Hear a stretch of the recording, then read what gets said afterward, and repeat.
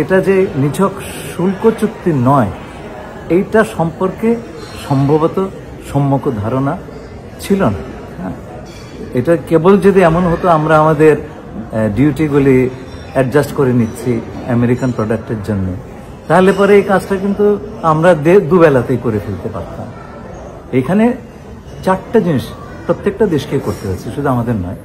একটা হচ্ছে আপনার ট্যারিফ রেটগুলো অ্যাডজাস্ট করতে হয়েছে আমেরিকান প্রোডাক্টের উপরে। 2 নম্বর,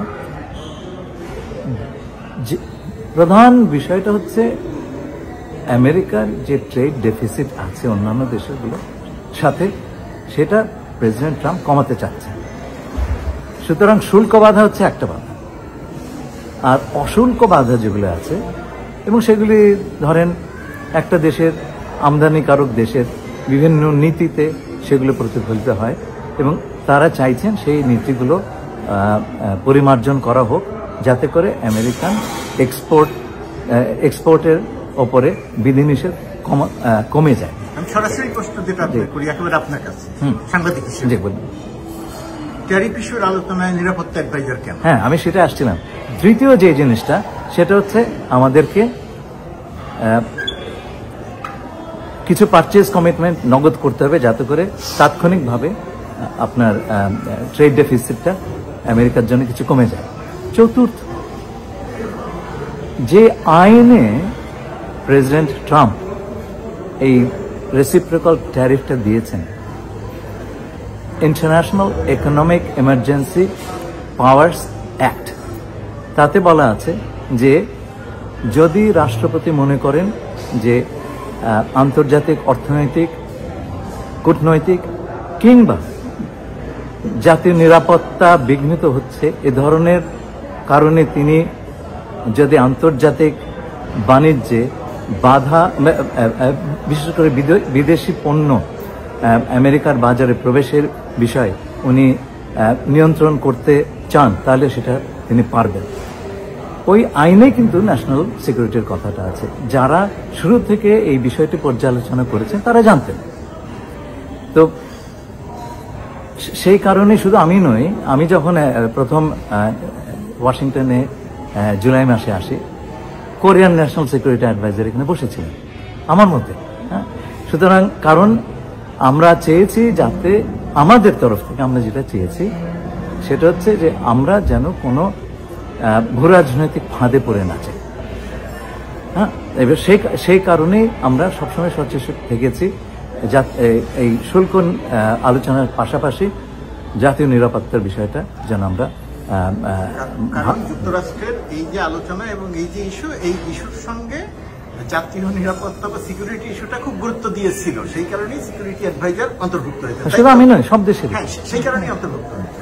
এখন আরেকটা খুব পপুলার, এবং শুধু তাই নয়, আমি তো ধরেন জাতিসংঘের বাণিজ্য সংস্থা আংটারের কাজ করেছি 25 বছর। আন্তর্জাতিক বাণিজ্য আলোচনা, এটাই আমার কাজ ছিল। সুতরাং আমার সেই বিষয়ে আমার যে কম্পিটেন্স, সেটা মাননীয় প্রধান উপদেষ্টা জানেন, এবং সেই সাথে নিরাপত্তার বিষয়টাও যোগ হয়েছে।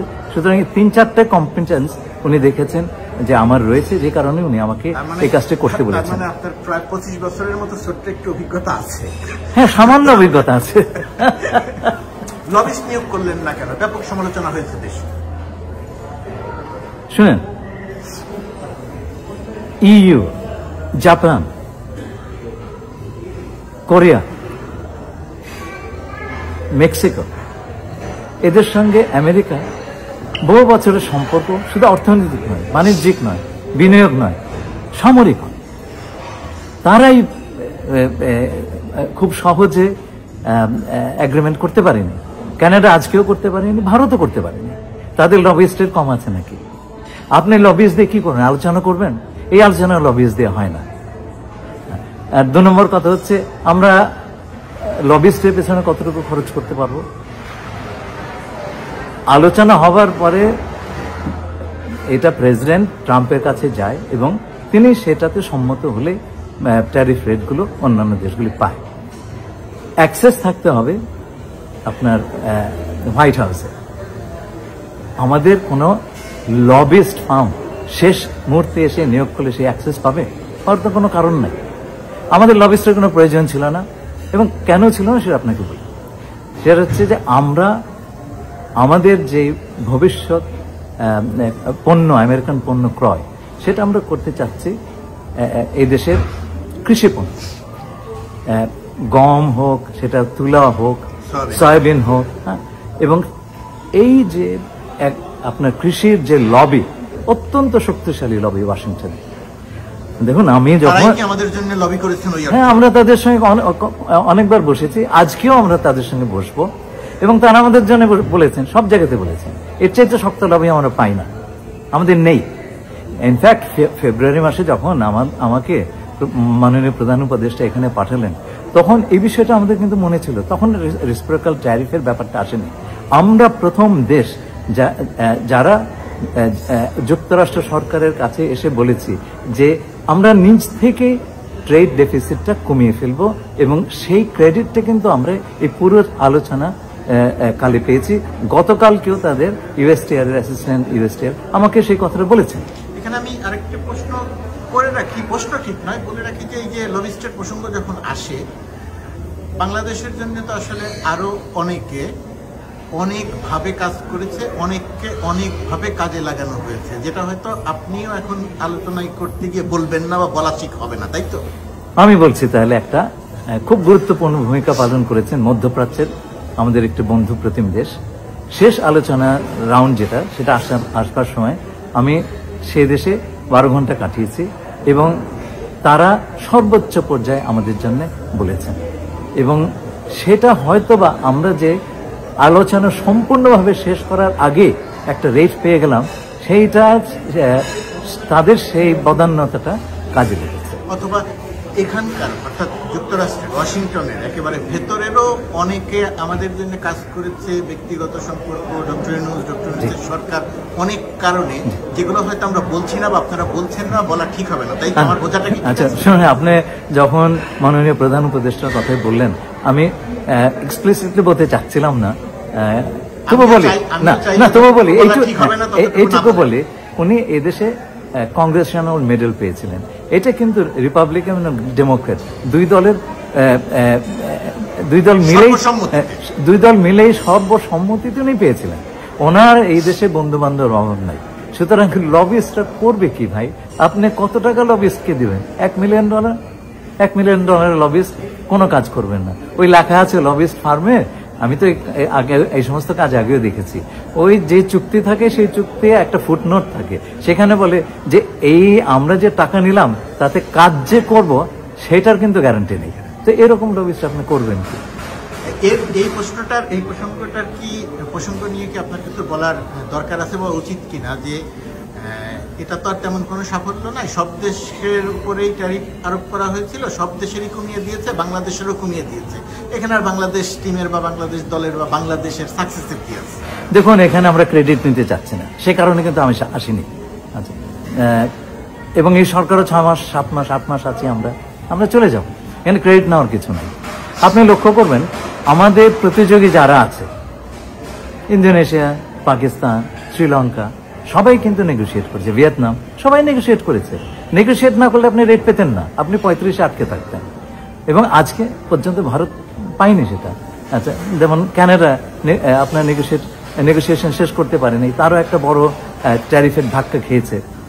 আমরা তো অন্তত পক্ষে কাজটা এমন চূড়ান্ত পর্যায়ে আনতে পেরেছি যাতে করে আমরা আমাদেরকে এই রেটটা দেওয়া হলো, এবং এই রেটটা মোটামুটি আমাদের প্রতিযোগীরা যা পেয়েছে সেই রেঞ্জে।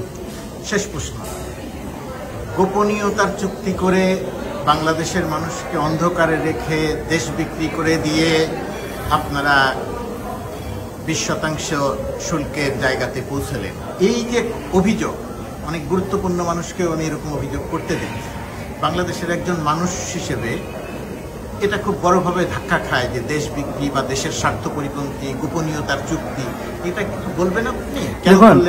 আমি কিন্তু খুব খুশি মানুষ এই প্রশ্নটা করছে, কারণ 15 বছর ধরে আমাদের দেশে আগের সরকার যে ধরনের চুক্তি করেছে, 5 টাকার জিনিস 50 টাকায় কিনেছে, এবং বিভিন্ন জায়গায় এখন আমরা দেখছি আমাদের জাতীয় স্বার্থ কিভাবে বিসর্জন দেওয়া হয়েছে। আমি মনে করি শুধু আজকে নয়, সকল সরকারের কাছে মানুষের স্বচ্ছতার দাবিটা একেবারে সামনে থাকা দরকার। এখন এই যে বাইল্যাটারাল নেগোসিয়েশন আমরা করলাম, সকল দেশকে নন ডিসক্লোজার এগ্রিমেন্ট সই করতে হয়েছে।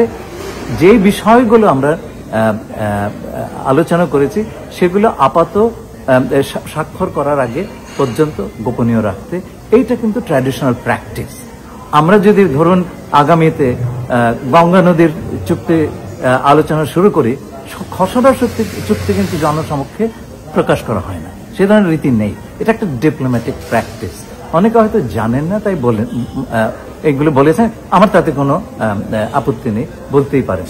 তবে এই চুক্তি যখন সমস্ত ল্যাঙ্গুয়েজগুলি ক্লিয়ার করা হবে, এইটা স্বাক্ষরের জন্য প্রস্তুত হবে, তখন আমরা যুক্তরাষ্ট্র সরকারকে স্বচ্ছতার কারণে এটা জনসমক্ষে যাতে প্রচার করা যায়, প্রকাশ করা যায়, সেই রিকোয়েস্ট আমরা তাদেরকে করব। মানে আমরা বাধ্য হয়েছি কিনা যে দেশের স্বার্থ পরিপন্থী কোনো কিছু মেনে নিতে বাধ্য হয়েছি? আমরা দেখুন, আমরা শুরুতেই তিনটে কথা বলেছি, এইটুকু আমি জানাতে পারি, কারণ এগুলো চুক্তির ভেতরে নেই। প্রথম কথা হচ্ছে যে আমরা এই সরকার একটা অন্তর্বর্তীকালীন সরকার, আমাদের কোনো পার্লামেন্ট নাই, এই সরকার জনগণের ভোটে নির্বাচিত নয়। সুতরাং আমরা আগামী যে সরকার ভোটে আসবেন তাদেরকে এই চুক্তিতে অব্লিগেট করতে চাই না, এবং সেই কারণে আমরা এই চুক্তির পরিমার্জন, পরিবর্তন, এমনকি এটাকে বাতিল করার একটা ক্লজ আমরা রাখার কথা বলেছি। এবং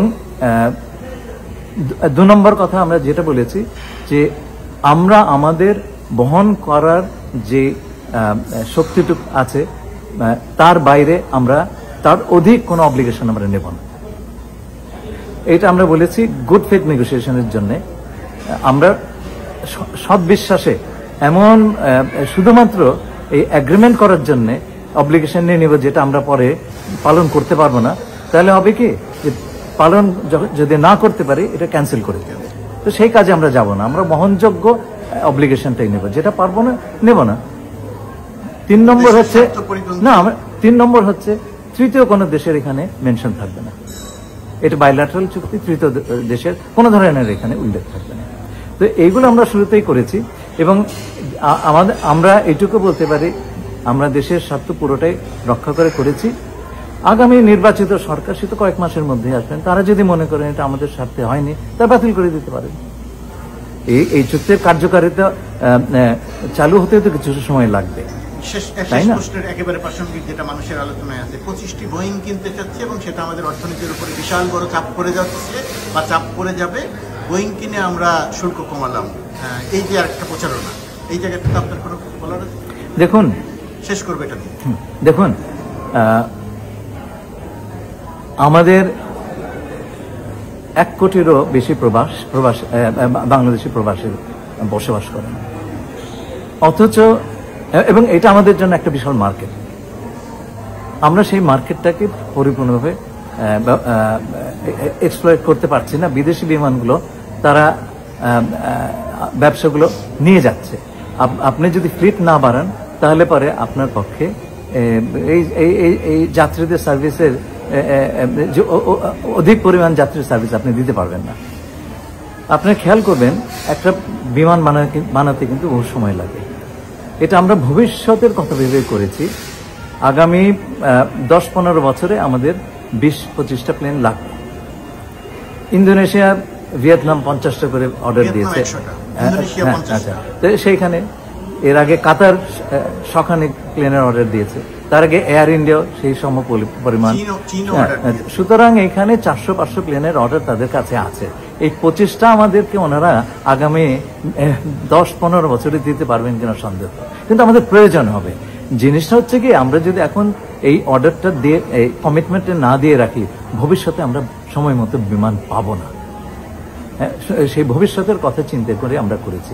এটা তাৎক্ষণিকভাবে কালকেই 25টা বিমান কিনে ফেলতে হবে, ওরা তো দিতেই পারবে না কালকে, তাই না?